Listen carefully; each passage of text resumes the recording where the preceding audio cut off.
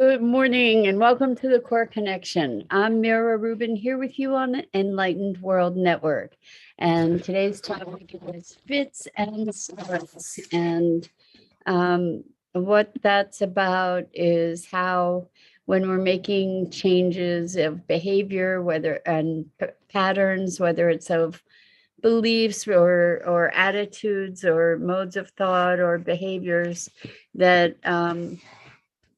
we often uh, move forward in fits and starts. And sometimes these fits and starts can actually be supporting us in our commitment to growth and transformation. Good morning, Rosalind. So good to have you here with us this morning, and so awesome to have the live streaming working on Facebook. It's been a tremendous effort behind the scenes by Sue, who is like the tech genius behind Enlightened World Network. So big shout out to Sue and Dido also for the tech team support to make things happen. I know it's been an uphill climb to get things coordinated. So thank you, thank you, thank you. Anyway, we're back on Facebook. So how cool is that? And Rosalind, so great to have you here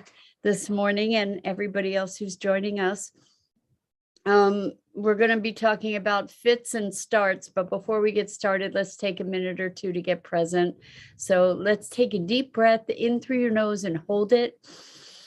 And imagine clean, crisp oxygen flooding your lungs, flowing into your bloodstream, nourishing all your cells, your organs, bringing vital life energy to your body and being.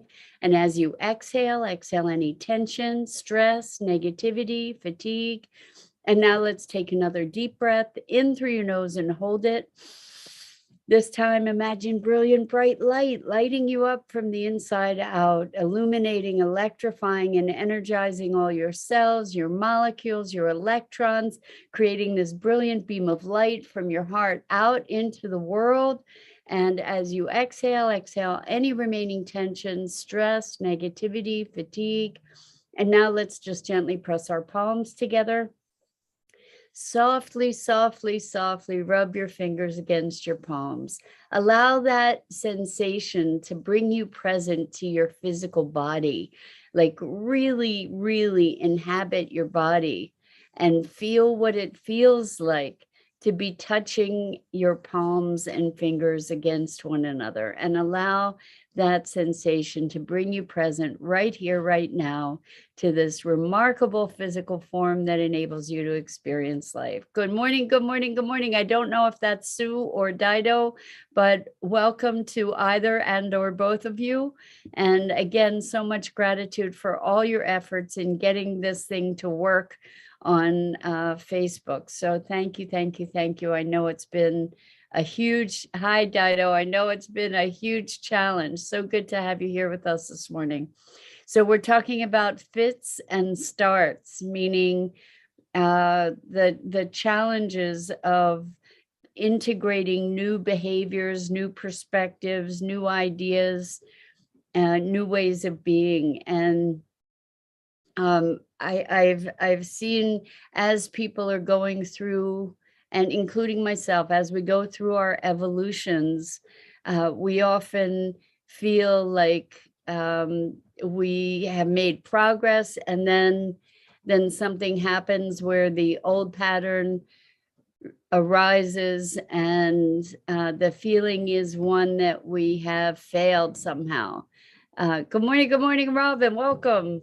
It's great to have you here with us this morning. So it could feel like failure because, you know, you made all this progress and now it's like the old thing, the old pattern, the old behavior is resurfacing, and it feels like maybe you lost all that progress. But I'm here to tell you today that that's not actually the case. What happens is that the way that we progress is not a linear progression. It's not like ever forward, ever, pretty much. So what happens is it's steps forward and then steps back, and then steps forward and then step back. And then, it's not a regular, nor is it a linear progression. And so we get to have patience with ourselves. We've talked about the spirals of change and evolution in the past, and how we often end up revisiting what looks like the same issue over and over and over again. Then the thing is that when we're revisiting it, we're at a new place, we're at a new dimension, and therefore it may look the same, but it's another harmonic of that experience that we then get to address. So Rosalind says, trying to fit into the mold feels uncomfortable. And yes, it does feel like failure.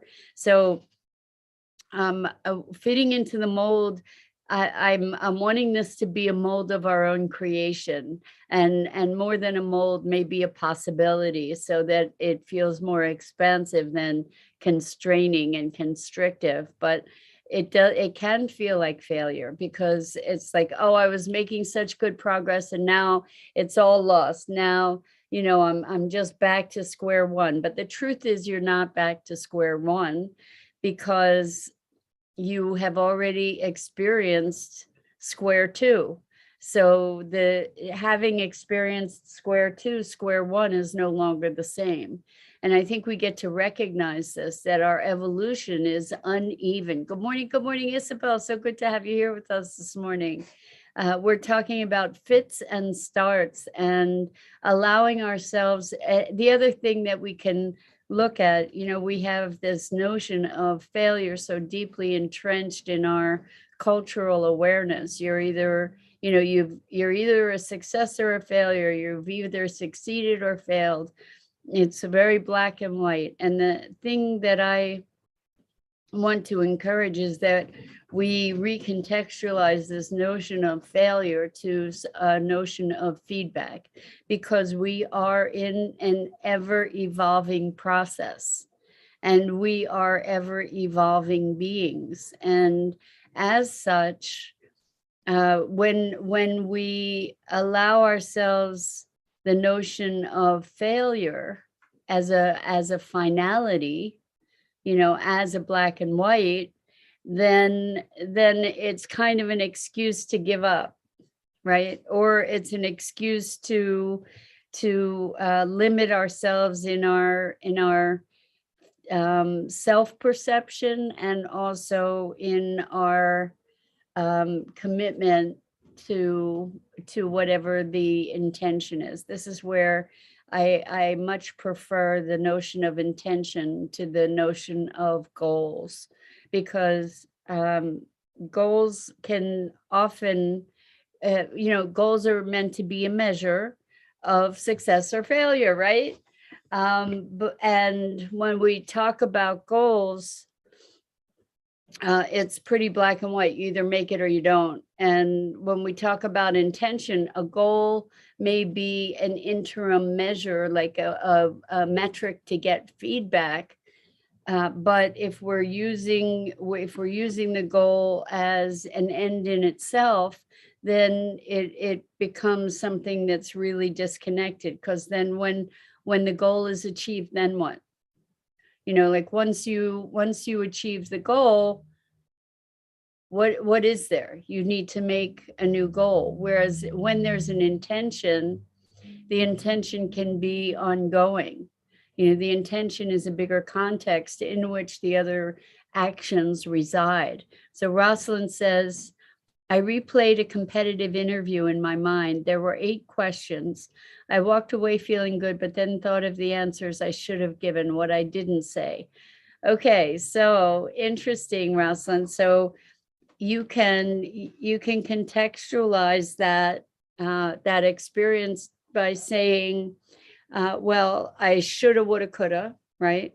Or if I have an opportunity to answer such questions again in the future, now I have a better perspective or a broader perspective on how I might address that situation.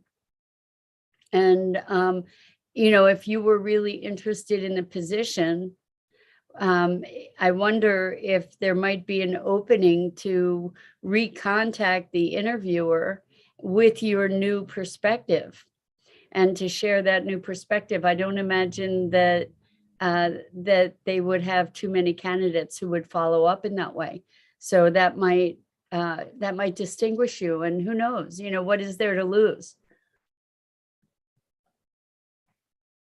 It might be a powerful experience both for you and, who knows, the interviewer, you know, to have somebody come back and offer a new perspective. And that's kind of an affirmation of your interest in the position, if it's something you believe that you would want for yourself. So Rosalind says it was a 5-person panel and they were scoring each question.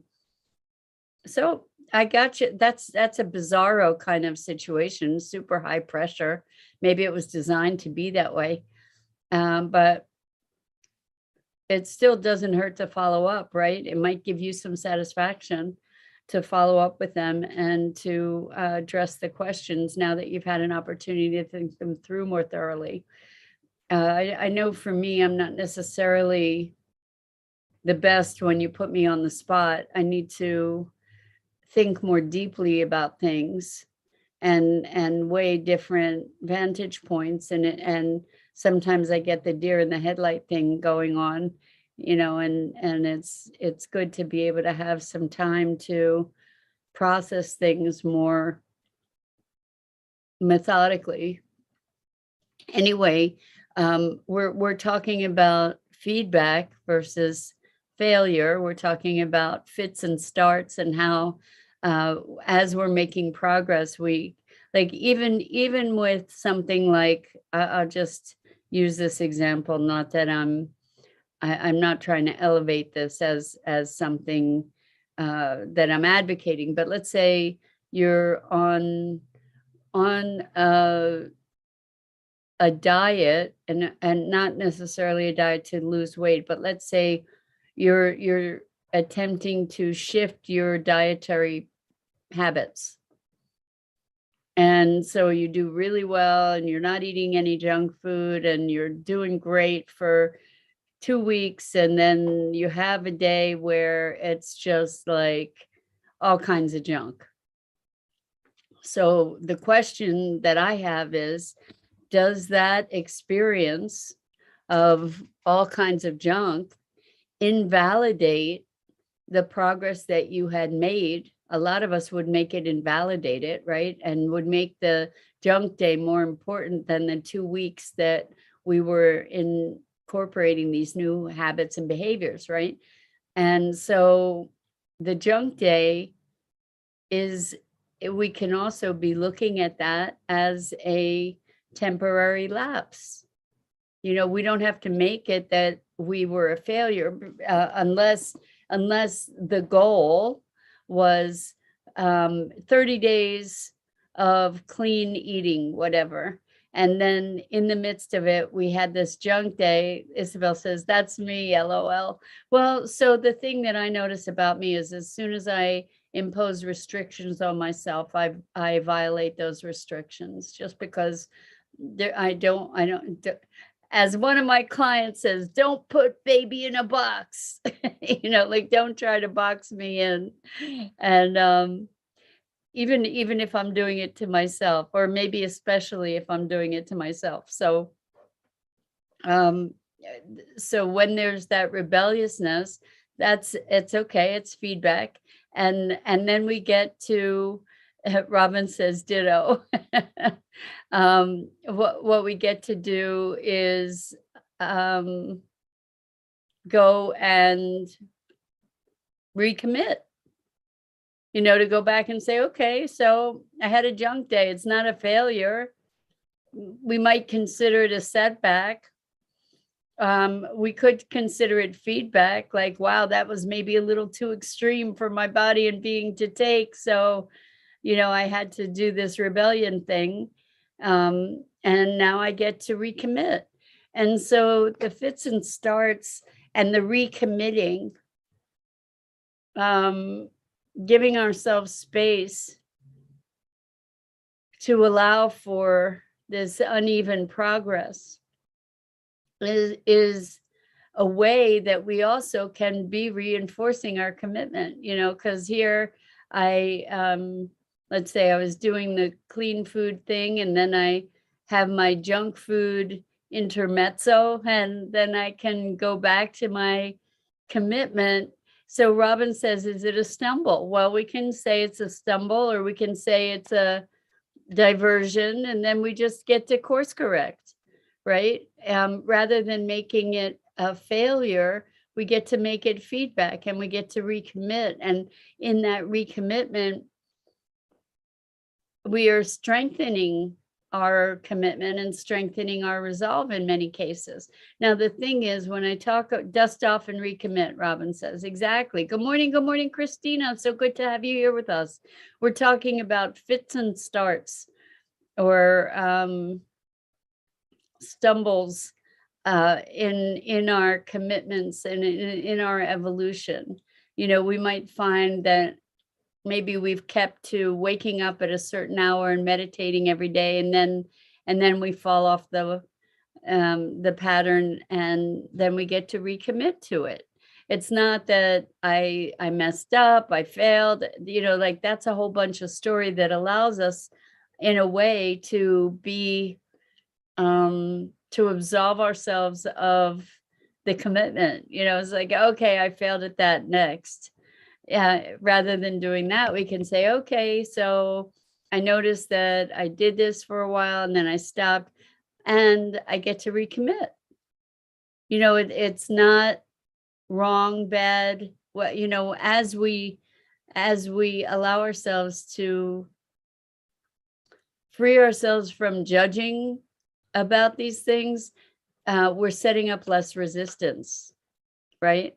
So what I notice is that I'll go along on a pattern, and then I'll fall off, and then that is resistance to the pattern, and then I can add more resistance by judging myself, beating myself up about it, and making myself wrong.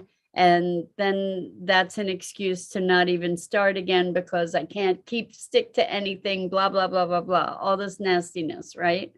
That we can fall into that spiral, but it's a way of not committing. We just get to say, like Robin says, dust off and recommit. And Rosalind says, I like that. Use the feelings as feedback to see what emotion is being triggered and course correct. Exactly. So it could be that maybe the change was too dramatic all at once. Maybe we get to make it more gradual. Maybe we get to be more gentle with ourselves. Maybe we get to just say, oh, okay, so I realize it's not going to be a linear path all in the direction I wanted to go.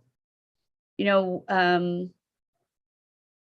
don't know why this came to mind right now, but rivers don't flow in a straight line. Rivers meander.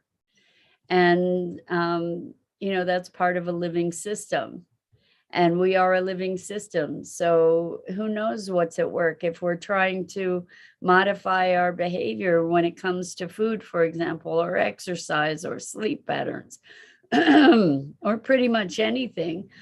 Excuse me, when we're trying to modify our behavior, there's a lot at work underneath the behavior pattern, potentially. That isn't just simply, well, I go to bed too late, or I wake up too early, or I don't wake up early enough, or I want to be meditating more, thank you, Robin. Robin says, good comparison, a river. So the thing is, we try to just corral ourselves into this straight line. We don't necessarily have a conscious awareness of all the underpinnings, all the things that are at play, that are influenced by, and that are influencing our behaviors. So we go to try and change a behavior. The more we fight, the more resistance we're creating, the more challenge it is to to make that happen or allow that to happen. There's a big difference between allowing something to happen and making something happen. So I'm just thinking of myself because I was going, and this was so disruptive to me on so many levels because apparently there was a lot of stuff going on for me under the surface that I wasn't aware of. And I still haven't actually taken the time to take a deeper look. Robin says, coulda, shoulda, woulda. Exactly. This coulda, woulda, shoulda thing is a way that we torture ourselves, right?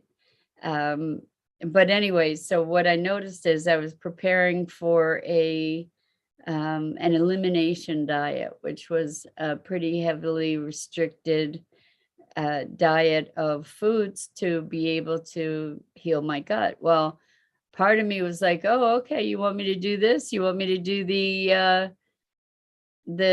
elimination diet? Well, if I'm going to be having those restrictions, I'm going to go crazy beforehand, eating everything I could possibly want, like including stuff that I never eat. I ate pints of ice cream. I ate candy. I ate all kinds of things in preparation for this elimination diet, which is kind of counterproductive, right? Like my diet before that was actually pretty clean, and here I was in the face of taking on all these restrictions, going wild, eating all this stuff that I wouldn't normally eat, and like bag of potato chips. I mean, all kinds of stuff that I just normally wouldn't eat. And I was watching myself do this, and I was thinking, wow, this is really interesting. And it didn't even occur to me at the time to be saying, hey, what is going on underneath here?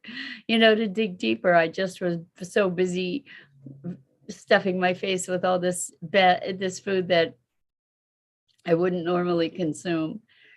And then I did the elimination diet, but it was really, really disruptive to some established patterns that I had that kind of gave me a sense of groundedness that I hadn't even recognized. So it was a very interesting experience. And I would say that the way I approached it was kind of counterproductive to the intention of the diet in and of itself. Like I was facing the potential. It was like I was facing the potential of all this constriction. So I went way on the other side to compensate for it. And it was pretty crazy, pretty crazy to watch myself do that. And so what we're talking about is uneven progress, right? And depending on your definition of failure, we can also be looking at the notion of failing forward. So fail fast, fail forward. And what that means is experiment, be in activity, do things, and use that quote unquote failure as feedback. Allow yourself to glean the information that's available to you in these activities. And rather than using failure as an excuse to quit, use it simply as feedback to give you information about how to better proceed forward. And so I really, really find that reframe to be powerfully useful to get rid of the I'm not thinking of the word at the moment. The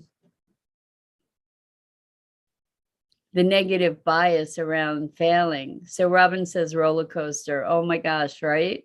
We all experience the roller coaster, but if we don't resist a failure, if we don't resist, as we like release our resistance in life, things become less of a roller coaster. It's like, okay, well, that didn't work.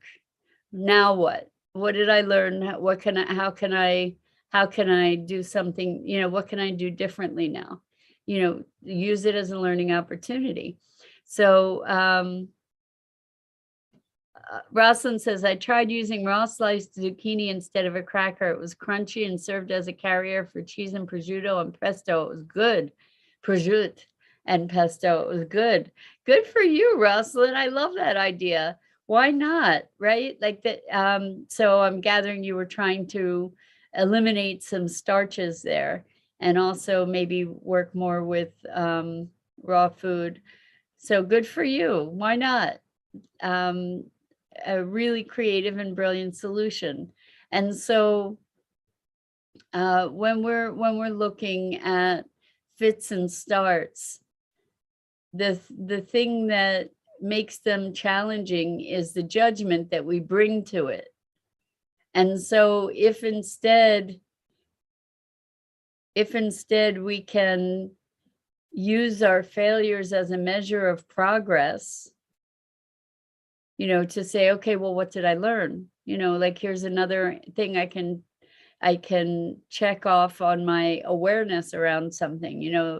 If I can use my failures as learning opportunities rather than ways to beat myself up and give myself excuses for thinking I'm not good enough, or not capable, right? Like, we just get to come back and use our knowledge. So Robin says, it's like you started with a safety line, then a hiccup, reconnect another safety line each fall for strength. Exactly. So we get to learn, we get to strengthen ourselves through our experiences rather than beating ourselves up to the point where we incapacitate ourselves. So the fits and starts, when we come back and we recommit, that actually strengthens us, rather than if we had just had an easy breezy way to the outcome, we wouldn't know necessarily. If everything goes right, and I taught for 18 years, if everything goes right, you don't learn. You learn the right way to do something. But what if something else arises in the process? If you don't meet those challenges, you don't know how to accommodate, right? Really important. And Dido, thank you so much. She says, as I think you've said before, focus on progress, not perfection. Exactly, because perfection doesn't exist. Perfection's a construct that makes us crazy, right? And everybody else that we try and enforce it with. And I'm going to just read the last comments and then I have to run. So Rosalind says, regarding the analogy of a river, the journey down the mountain sometimes takes a particle of water up in the clouds and landing as rain on a whole different course. I love that, Rosalind. That is beautiful. And Dido says, it's a growth mindset. Bumpier but deeper learning. That's awesome. Bumpier is deeper learning. How about even? That's beautiful, Dido. Thank you. And Robin says, correct. Redirect your thought process. Beautiful, beautiful, beautiful. Thank you guys so much for participating in this conversation. I'm so delighted to be back on Facebook Live, where you can give live comments. Thank you, everybody. So much love. I'm Mira Rubin. This is the Core Connection, and I go live each weekday morning here, usually on the Enlightened World Network Facebook page. I'm so grateful to you for the time and energy that you dedicate to these morning musings and making such a lively conversation. So much love. Hope to see you.